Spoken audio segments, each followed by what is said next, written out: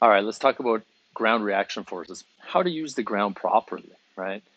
It's a big term these days, but still people don't really know how they should be interacting with the ground in their feet, okay? So in this video, I want to do like kind of a deep dive in, some feelings that we should have and why, okay? So first of all, when we're setting up to the ball, all right, I want to have my feet wide enough so that they're outside of my hip joints, okay? The reason is, well, I'll even leave them wide. Once I get my hip joint over this foot, okay? Say I'm someone who sways off. Once I get it over this foot, this ankle, rotating this hip back is near impossible, okay? It just locks me, all right? So I want to make sure that this hip joint is inside my feet. So you see my legs, there's an angle to my feet. Then that way, right, I'll be able to start rotating a lot more in these hips. If I go and get over to this foot and I try to rotate as much, I just can't. It just won't allow me to in there, right? So first and foremost, let's get a wide enough base so that our hips can be inside those feet, all right? Next, and I used to talk about this a lot with, online students and students in person, is feeling one analogy we can think about in the backswing is like pulling a lawnmower cord, okay? So when I grab a lawnmower cord, I want to try to pull this up my right side. As I'm doing this, my idea is I want to start straightening this trail leg a little bit, okay? So if I was pulling this cord up just like this, or if there was something on the ground that I wanted to gear up to and throw a punch to, right? I wouldn't just stay here and punch. I'm going to start coming up here, elevating, extending this right side so that I could drop down on it, okay? So talking about the knee bend and how I was talking about the legs straightening there. If, and I'm going to exaggerate my knee bend for this example, if I have too much knee bend and I keep that knee bend throughout the backswing, I can't move. I can't move this hip. It just doesn't allow me. All right. I need to get some straightening. All right. So if I just stood straight up and down and tried to rotate my hips, no problem. Bend those knees. Okay, now I'm stuck, right? So the idea is, yeah, we want to have some knee bend in the golf swing, but we want to look for a little bit of extension in this right leg, straightening slightly of this right leg, trail leg, in the backswing to allow this hip to rotate, okay? You'll also notice as I'm doing this, my front knee starting to come out and towards the back leg, right? When I don't see hip rotation from people when they start swinging, I can just kind of see the front of their knees. When I start getting them some more hip rotation, this trail leg starts to straighten a bit, this lead knee starts to come in and towards the back. I'm start to be able to maybe even see a little space in between this knee and the back of this knee. Right, that's really starting to get some hip rotation. Okay. One thing I don't want is this back leg to buckle. Okay. From this position when it's buckled, it's really hard to kind of like unbuckle it and use the ground. Right. So we want a little softness to this knee still. Right. Really engage this leg. So as I'm going in the backswing, I'm pulling this lawnmower cable up. I want to start feeling some engaging of this right glute, my trail glute here. Okay. Right. One really good drill to do. Just a rubber band. Okay. I'm going to stick this under my lead foot. Stick it right under the ball of the lead foot. Make it nice and tight. Pull it really tight here. So now what I want to do is I really want to use this trail leg to engage as I pull this up and back. You're going to find after doing this, you're going to feel some burning happening in there. That's what we want, okay? That's engaging the muscles. I don't want to just come and pull your hips around and show you how to do it. I want you to fight to do it, right? And that's what something like this is. There's resistance here. We're training through that resistance. I might not be able to get to my full hip turn in this, but I'm training my muscles of what to do. So now when I take this away, it's like, oh gosh, that's a lot easier to start turning this back because I've learned how to fire those muscles, engage those muscles properly.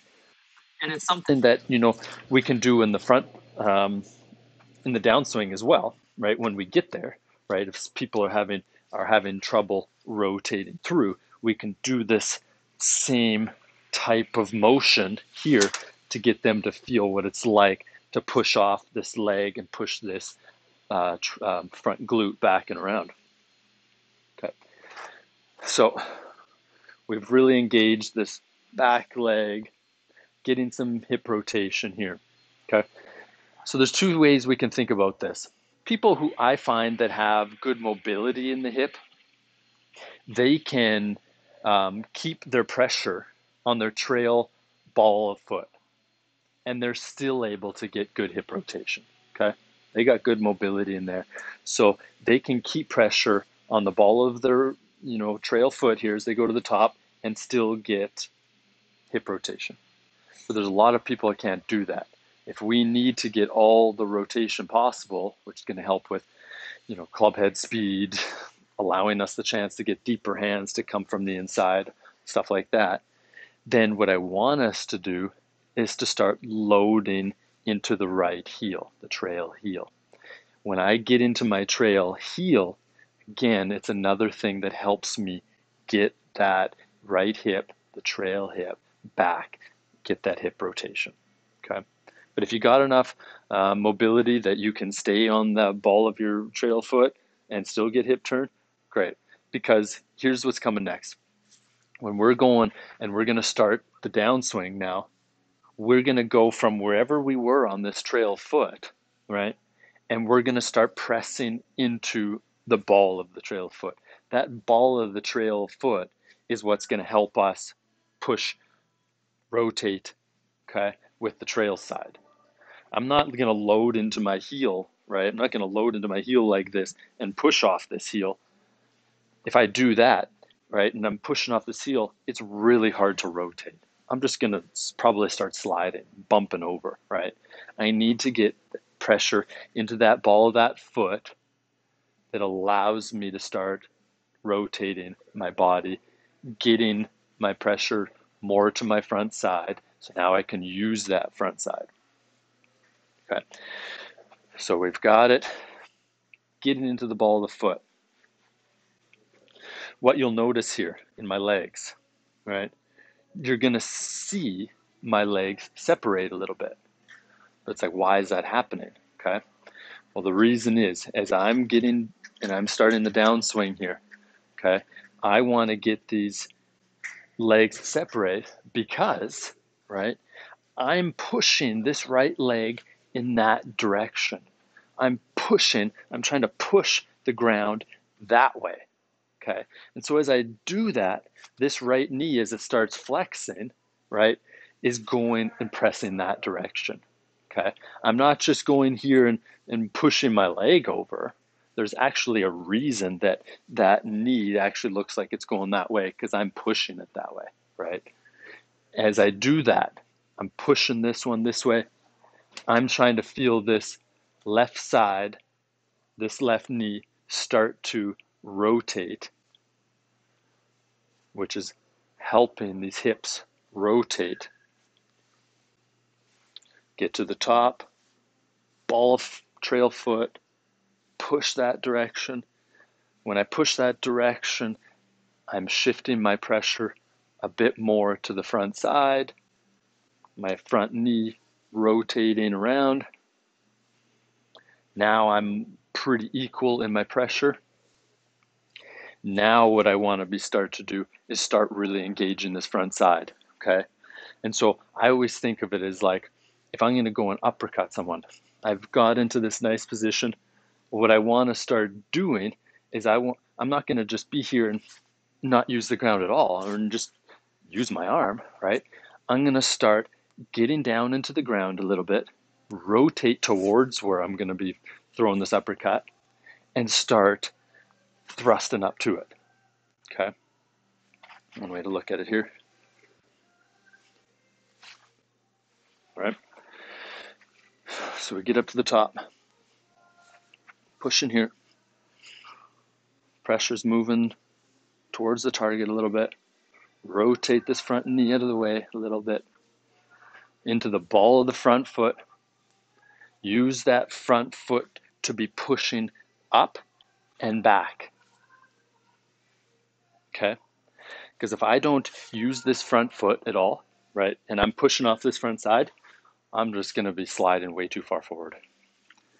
I need to use this front foot as like a braking mechanism to stop my body from sliding too far towards the target.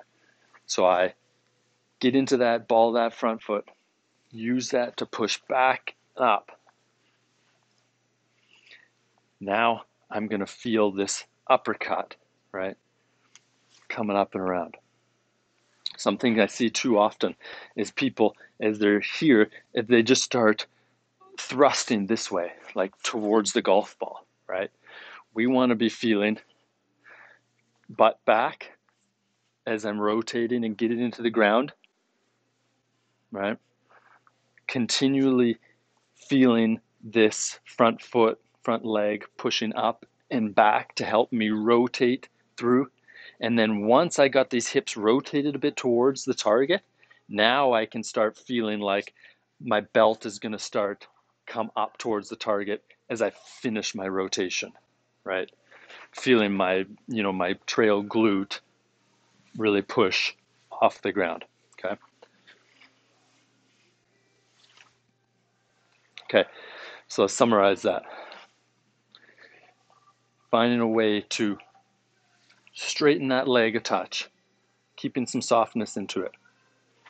Making sure our feet are wide enough that my hips are inside and I don't get those hips on top here or on top here.